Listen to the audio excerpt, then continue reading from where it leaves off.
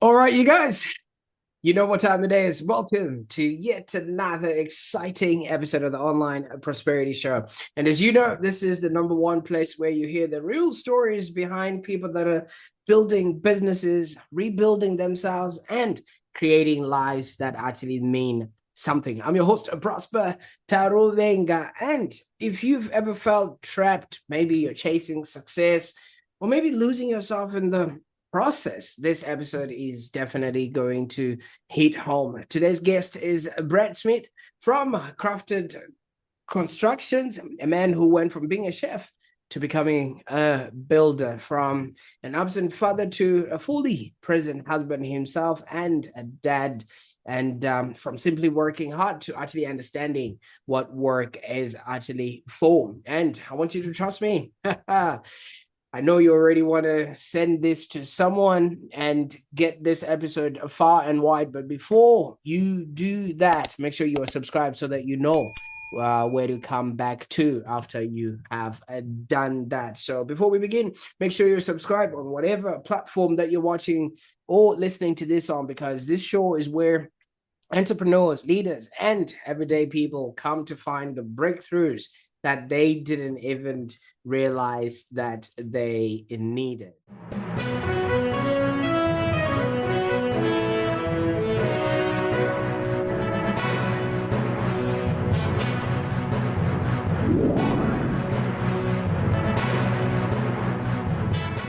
Now, I'm really excited about our guest today. Brad, welcome to the show. Thanks, Prosper. Thanks for having me. Absolutely. For those that are joining us, obviously, Brad is a builder who has mastered the building experience. And here's what fascinates me about Brad. His dad was a builder. He tried to avoid the industry completely and became a chef instead, but somehow life brought him back to construction anyway. And almost like destiny, he was actually there thinking to himself, yeah, you could change uniforms, you could, go from a tradie uniform to a chef uniform, but you can't outrun who you are. So today we're going to be talking about why quality and reputation matter more than hype, how personal development changed the way he now shows up as a father, and what Code Black taught him about himself, and why success without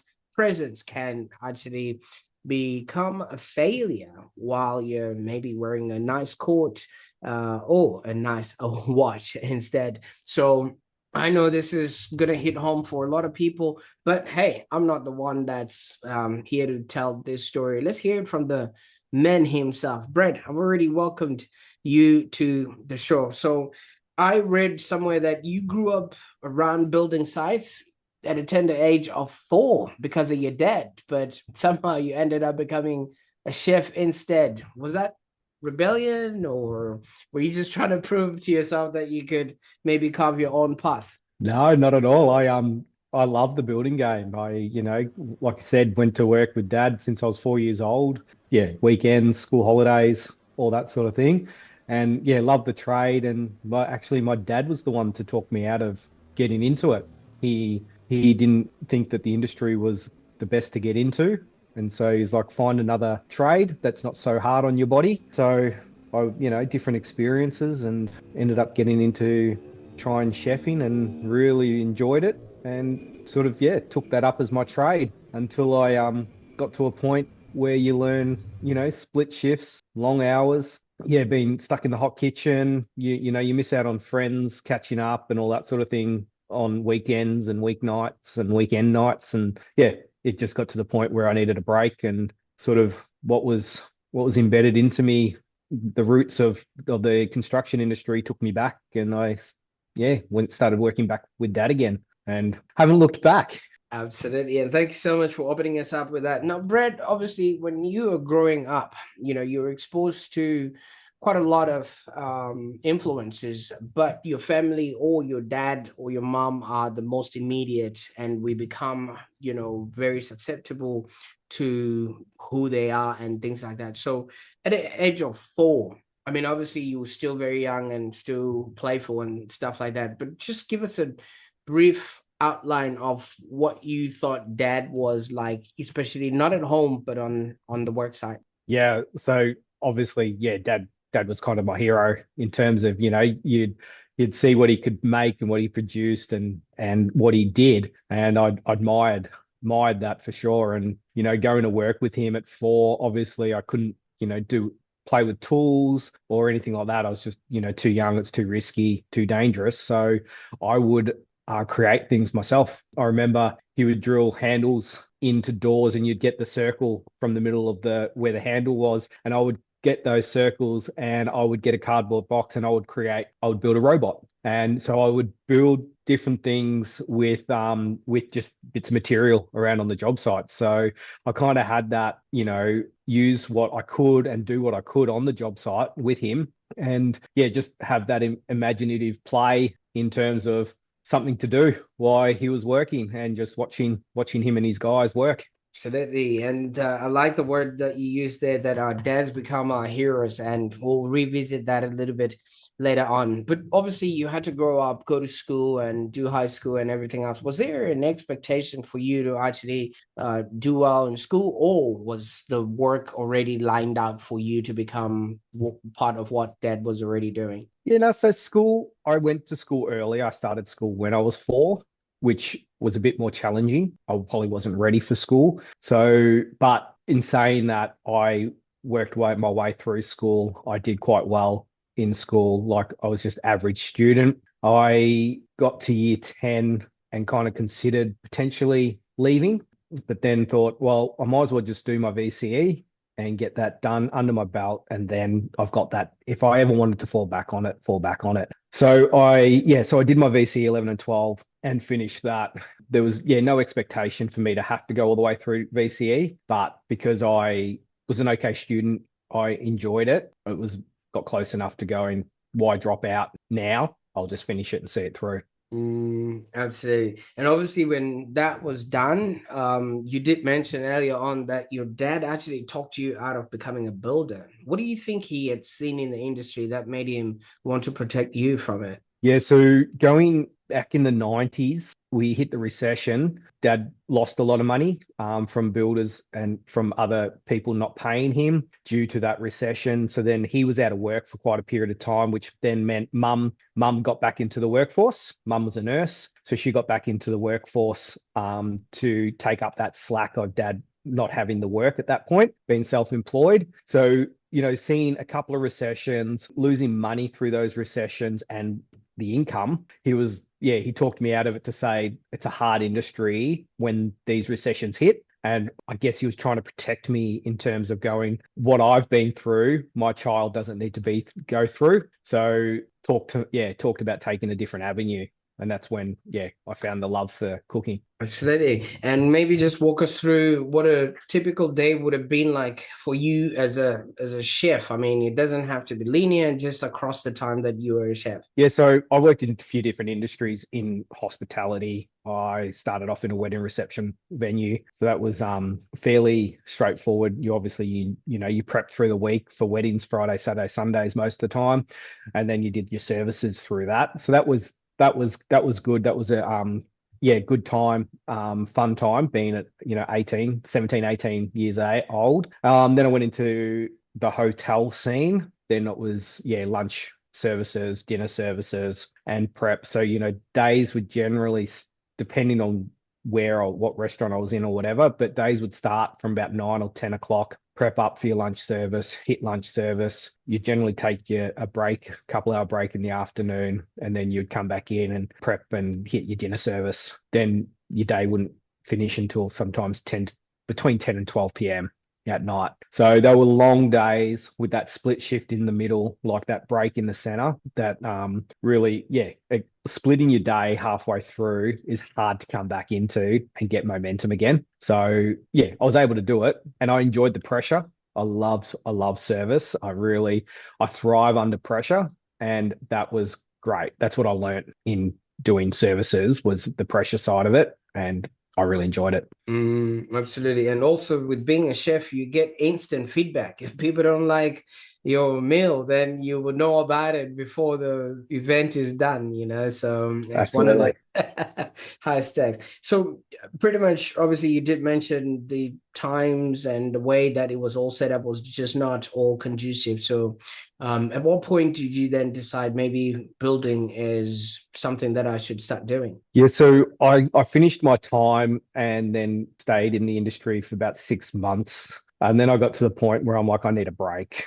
So I left the restaurant I was at, took a break. And in that break, that's when I decided I'll just work for dad, casually. Just, hey, I'll give you a hand, work for you. He was open to that, which was great. So I did that and then just found that passion for it again and just that fell in love with it and just was it. That's it. Another trade. Let's do carpentry. Absolutely. Yeah, I was looking at some of your notes here, and it says, you once you commit to something, you actually go for it. But do you think this mindset is what actually then helped you build your own business? Yeah, absolutely. Yeah, when I'm in, I'm kind of all in, and I really, I strive to be the best I can in everything. It's probably a bit of a default for me, or not a default, a downfall for me is that I do like to do things at 100%. I strive for perfection. I know you can't hit perfection. I've learnt to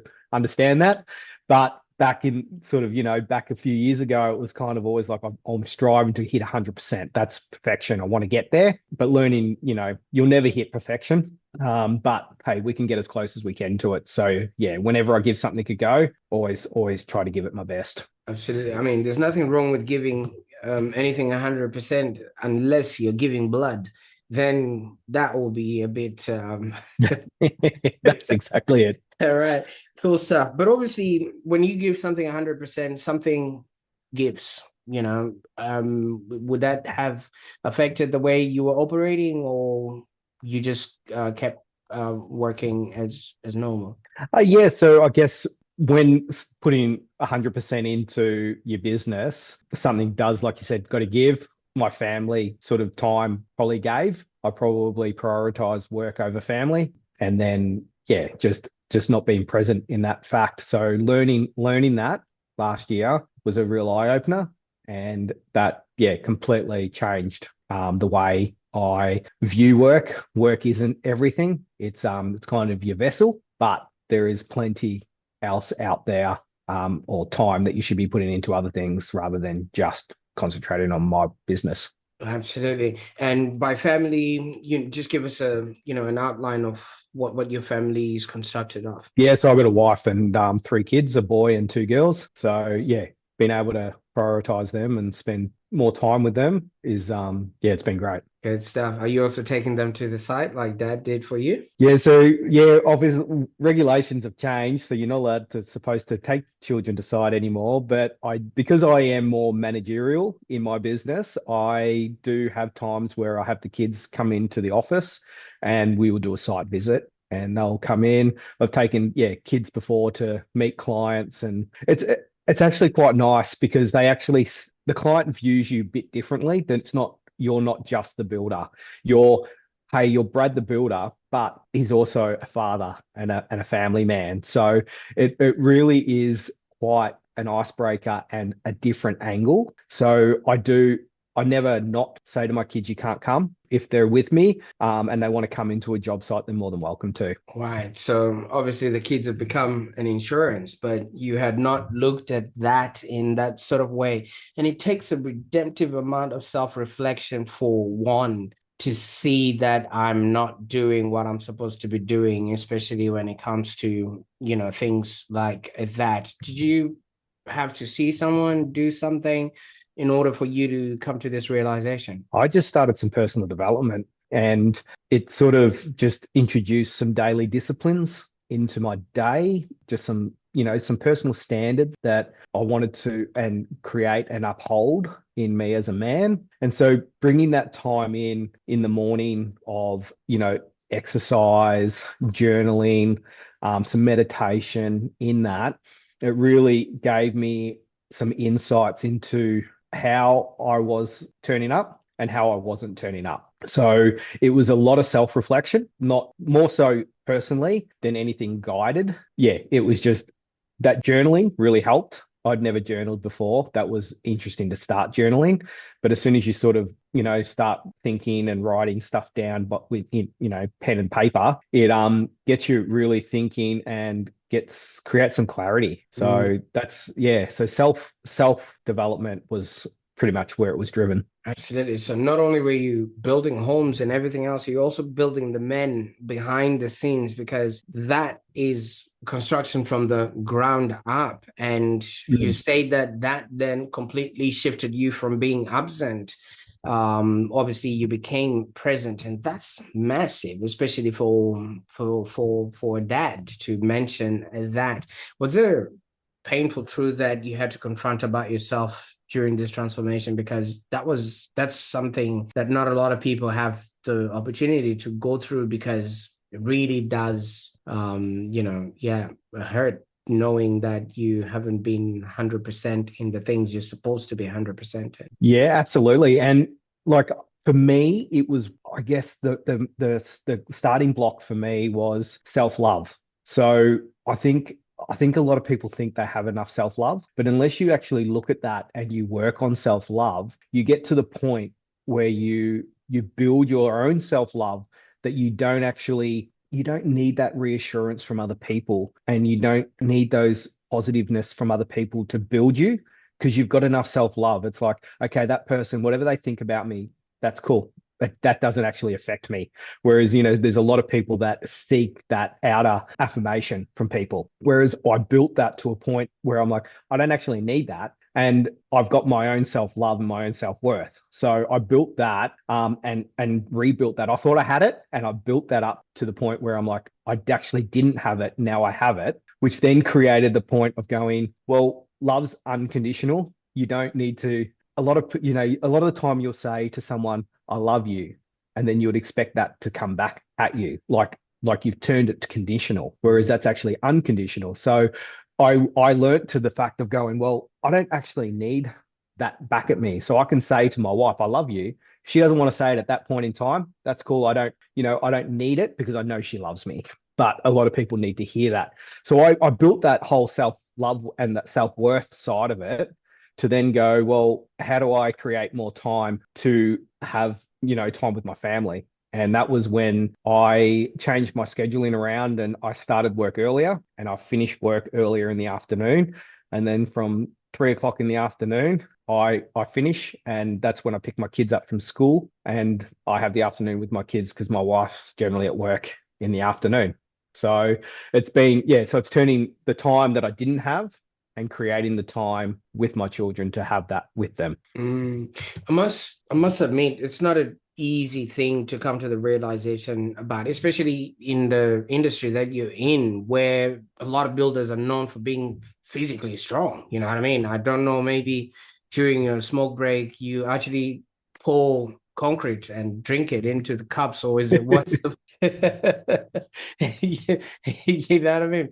But if you say you were being emotionally unavailable, was it just a Brad thing, or is it industry wide? I can't talk industry wide, but it was definitely a Brad thing. Yeah, just not being emotionally, I was emotionally inept, really. I couldn't read my emotions. I didn't realize, even read my kids' emotions. But working on myself actually gave me insight into my kids' needs and their emotions and why they're acting the way they're acting. Whereas, old Brad would have just been like, you need to stop that. Just, get over it, sort of thing, where it's like being in tune and going, oh, the way their behavior just switched, Mm. there's something going on, and making the time to go, hey, what's going on? I can tell something's wrong.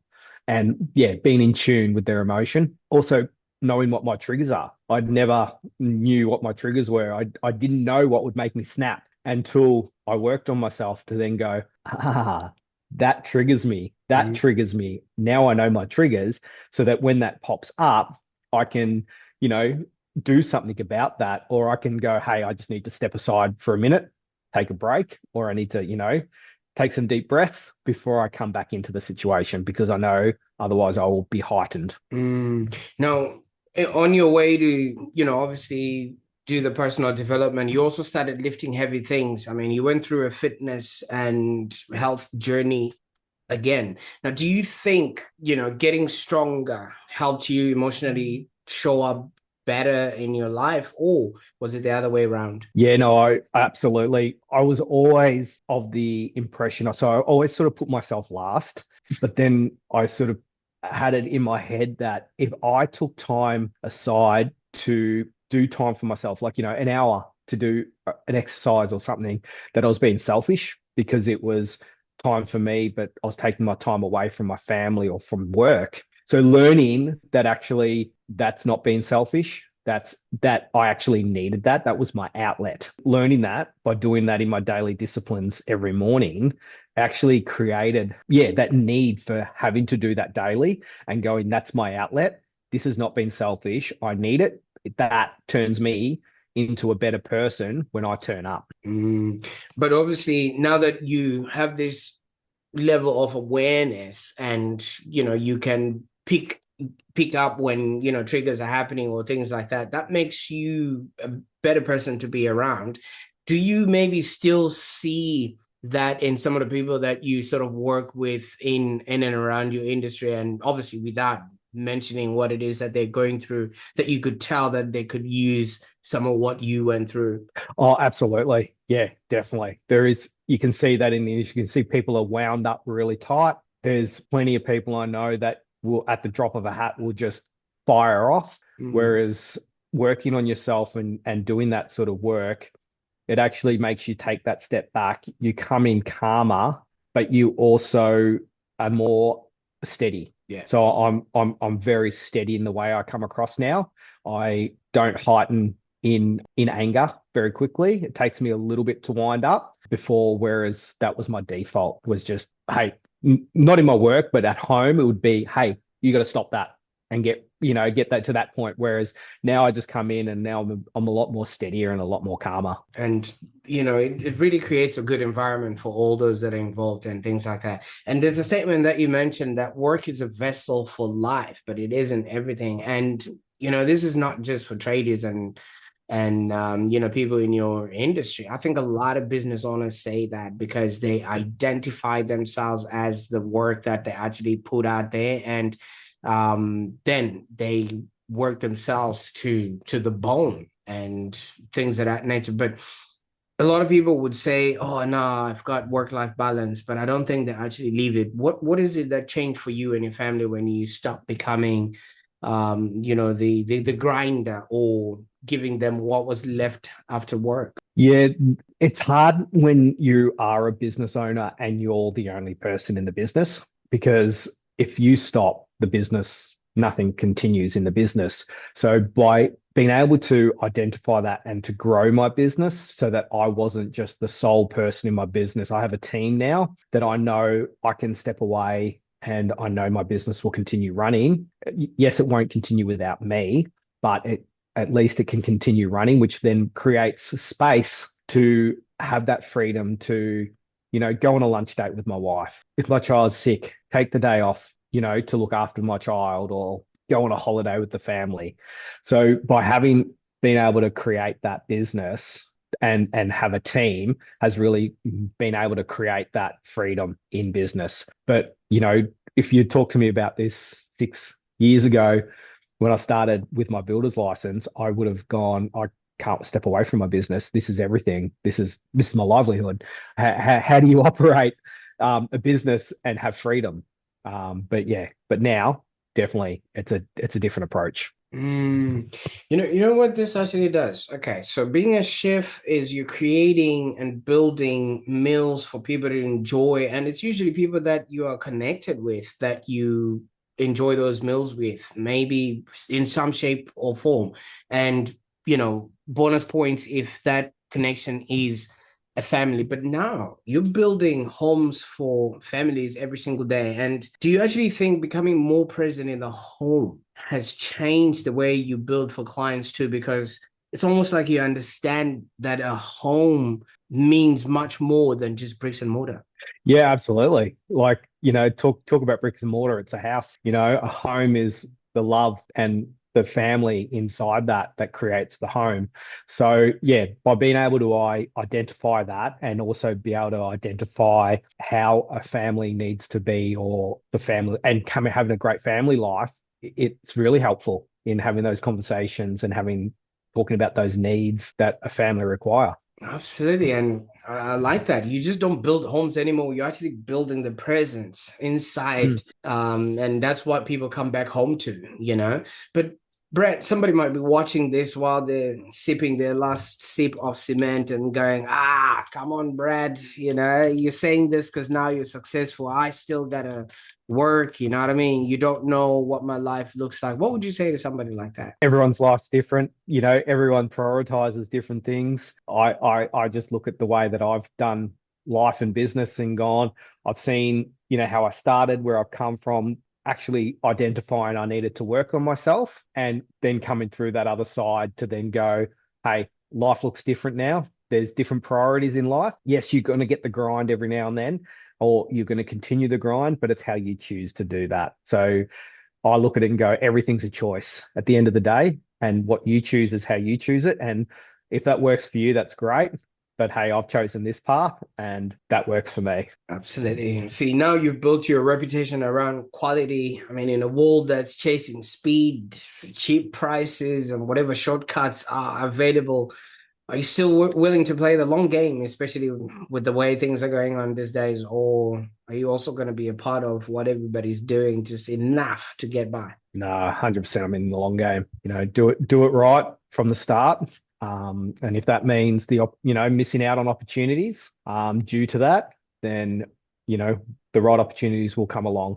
Mm, absolutely. See, there's a lot of lessons from your journey that a lot of people really miss out on because some people will be looking at it and saying, nah, she'll be all right, mate. And that's a statement that I've always come across here in Australia. And will she be all right, though? Yeah, it's a hard one to answer that one because yeah, you just don't know what's gonna happen. You don't know yeah, you just don't know what the next day is gonna bring, the next week's gonna bring, the next year's gonna bring. So, you do your best and you just keep working towards that. Mm. Now, let's talk a little bit about your work now. And obviously, we've come to a stage where so many people have heard stories around builders and they just think builders only care about money and square meters and things of that nature. Walk us through what it is that you do at Crafted and how people can experience the difference. Yeah, so at Crafter Constructions, we are renovations and extension experts. We don't do new homes. All we do is we can do anything from like bathroom renovations, kitchen renovations, to full home renovations and single story, double story extensions. And also we do a fair few al fresco outside living areas as well. Yeah, if working with us, we're very transparent. I've worked in the industry for a long time now. I've seen a lot of different people, the way they operate. I've worked for a lot of different people and seen that firsthand. And I came out of that with the experience of saying I'll never operate like that. So I've built my business with, yeah, on transparency and communication. So we communicate every step of the way. We're fully transparent in the way we quote, the way of we do everything. So we get a lot of feedback on that our process and our business is very clear to work with. Absolutely. Now, obviously, when somebody's thinking or contemplating to maybe renovate, extend, or do any of those services that you do, what will be the first thing that they need to get started on before they actually reach out to you so that people are aware, what the sort of steps will be? Yeah, so a lot of the time a lot of people have done the research prior. Everyone likes to look and do the research now. So there's a lot of credibility that people check on for businesses to see that trustworthiness. So we have our website where we have our process stepped through on our website. So it's very clear for people to see. We sort of take them on a client journey from the first touches with us. And if they come all the way through with us, then they get that complete journey.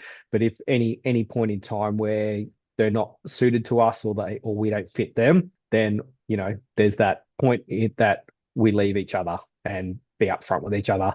Always say to someone, if you don't feel comfortable in our first meeting face to face, it's more of an attitude meeting rather than I'll measure this up and then we'll see if we get the job. It's more of a, hey, let's check to see if we can work with each other. And if we can't, then that's okay. Like it's no skin off my nose that you choose that potentially you can't work with me. And if I can't work with you, then I will say so as well.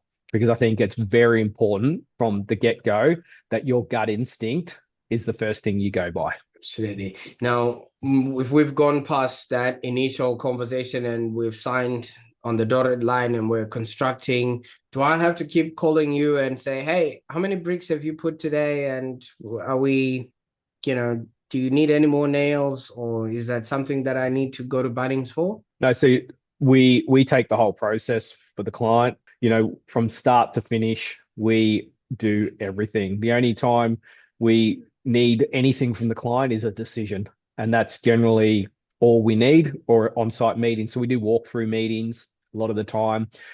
A lot of the time, clients can't visualize what they're getting. They can see the plans, they can see everything. So we do a lot of on-site walkthroughs at stages just to make sure everyone's happy. Because I always say to the client, if you're not happy now and something stands out for you, you need to fix it, because it will bug you for the whole time you live in that place if you don't do anything about it now. So having those walkthroughs are really important.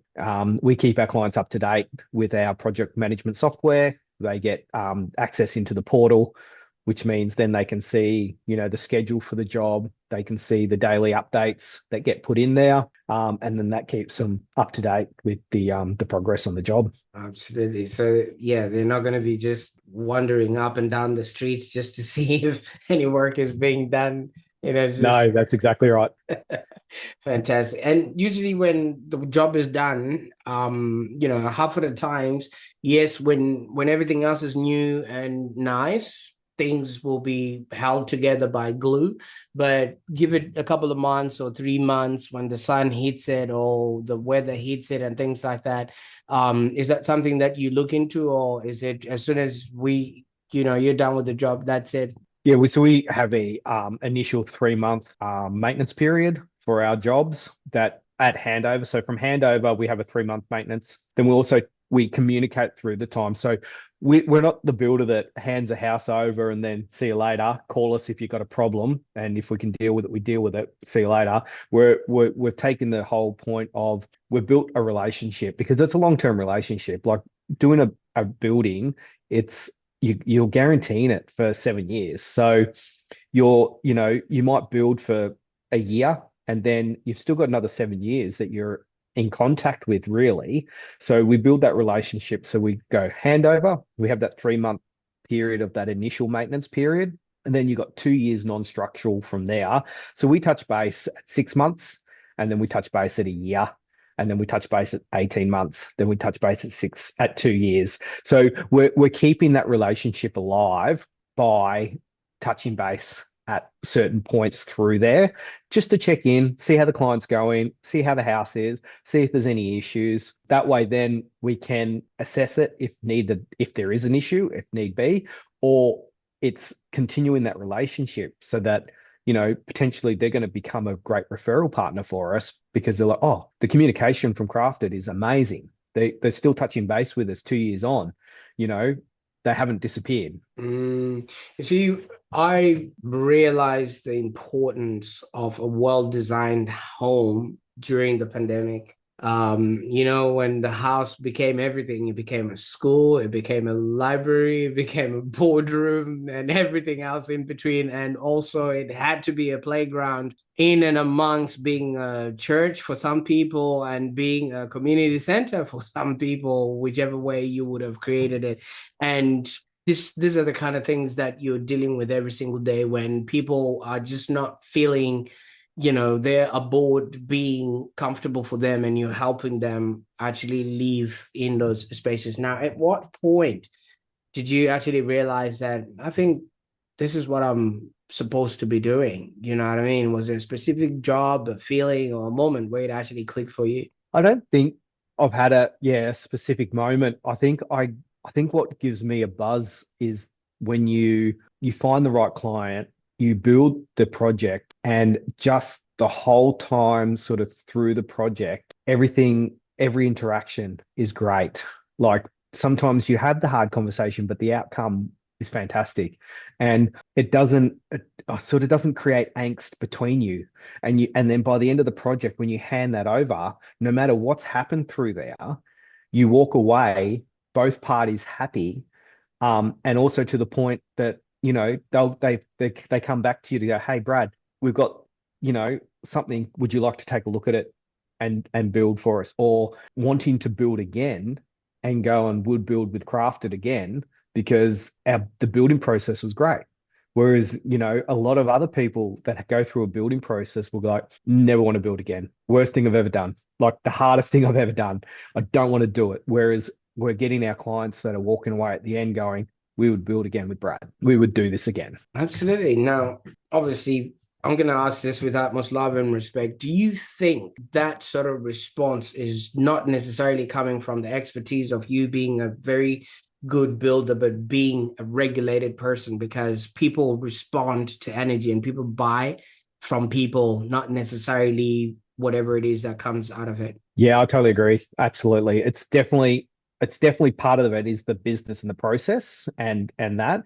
But yeah, absolutely. It's been like I kind of take a bit of pride on being a solution based. So it's not, oh no, we've got a big problem. Oh, how are we going to deal with, oh, it's this is oh, it's going to take me so much longer now. Oh, this is it's going, oh yep, okay, we got this hurdle. Yep, cool. This is the solution. Hey, on the phone to the client, come across this, we've got this solution, this, and this. Great. Yep, let's go with that, Brad. And it is. It's been always been steady. It's never losing my cool. Um, there's times that you get tried a lot by some particular clients, but it's been just level the whole time. And you treat them like you want to be treated. And so yeah, just keeping that level and having that respect. Absolutely. I know when people start making money, they want to add maybe a sauna in their house or things of that nature. Have you ever had any weird requests that even if you're, in your journey as a renovations builder? No, I haven't. No, like a lot of the time it's like as what we design or what the plan is, but we've never, yeah, nothing out of the ordinary actually. So yeah, never had anything unusual. Yeah, absolutely. Now, you did mention a right client, and obviously, not everyone is comes across like that. Have you ever had a client from hell, or what does a unreasonable client look like to you? Yeah, look, I've been pretty lucky in my journey with clients. There is sometimes, you will get a client that becomes a little bit difficult, but it's how you deal with them and how that outcome at the end of the day is. So a disgruntled client, it's very hard to change their attitude again once they become disgruntled. It's about not bending backwards to please them, but it's coming to a clear understanding and a clear outcome that will get through the job to get the finished outcome. And at the end of the day, again, it's never going to be the outcome will never please them because they're already disgruntled. So it's just trying to finish and get that expectation and clear line in the sand at the end to go, okay, we've delivered what we've agreed on, and that's where the line is. So it's just how you manage that and how you manage that client. Absolutely. Now, if somebody's watching this right now, Brad, and they think, well, I think I'm ready for a renovation or a consultation, where would they go to on the internet to find more information about getting started with you? Yeah, so I would direct everyone to our website, www.craftedconstructions.com.au, and then have a look at our website, check us out, check out our socials. We're on Facebook and Instagram as well. Get do your research, but then yeah, come through on the contact page through the website, and that'll take you through to us, and then we'll be in touch from there with a phone call. Absolutely. Now, who do you enjoy working most with? Renovators, investors, mom and pop, or is it just a mixed bag?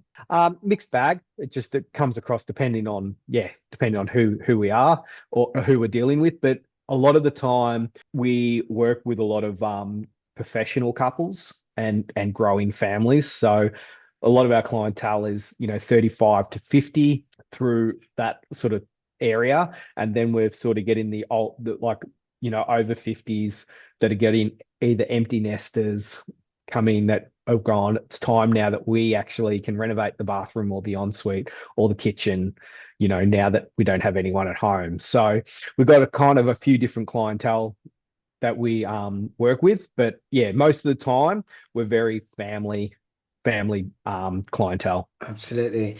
Now, Brett, I mean, obviously, I will put all those links in the show notes so that people can actually start, you know, looking to see if you could be the one person that could help them with their renovations and things of that nature. I can't thank you enough for the time that we spent on the call today. I mean, your life story and your experience have so much value for a lot of people that are trying to either just build their business or take good care of their family. And I think you've done just about all of those things. And so thank you so much for sharing your journey with us today.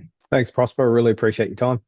Absolutely. Now, for those that are watching, thank you also for being with us all this while, because this was an episode and a half.